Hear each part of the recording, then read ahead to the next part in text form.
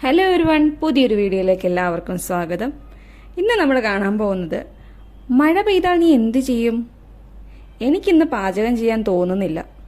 ഈ ടൈപ്പ് സെന്റൻസുകളൊക്കെ എങ്ങനെയാണ് ഇംഗ്ലീഷിൽ പറയുന്നതെന്ന് ഈ വീഡിയോയിലൂടെ നോക്കാം. സോ വീഡിയോ ഫുള്ളായിട്ട് കാണാൻ ശ്രമിക്കുക. വീഡിയോയുടെ അവസാനമുള്ള ക്വസ്റ്റ്യൻസ് ആൻസർ ചെയ്യാൻ ശ്രമിക്കുക. So without wasting time, let's begin. മഴ പെയ്താൽ നീ എന്താണ് ചെയ്യാൻ പോകുന്നത്? What are you going to do if it rains? What are you going to do if it rains? അടുത്തതായി എന്താണ് സംഭവിക്കാൻ പോകുന്നത്? What is going to happen next? What is going to happen next? ഡിന്നറിന് നീ എന്താണ് പാകം ചെയ്യാൻ പോകുന്നത്?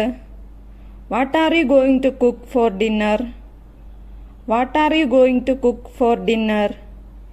കടയിൽ നിന്ന് അവർ എന്താണ് വാങ്ങാൻ പോകുന്നത്?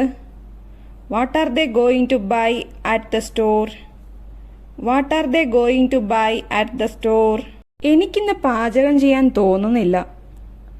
I don't feel like cooking today. I don't feel like cooking today. എനിക്കിപ്പോൾ ജോലി ചെയ്യാൻ തോന്നുന്നില്ല. I don't feel like working right now. I don't feel like working right now.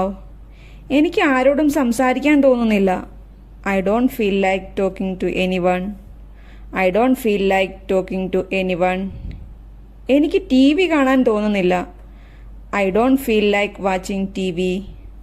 I don't feel like watching T V. പാർട്ടിക്ക് അവൾ എന്താണ് ധരിക്കാൻ പോകുന്നത്?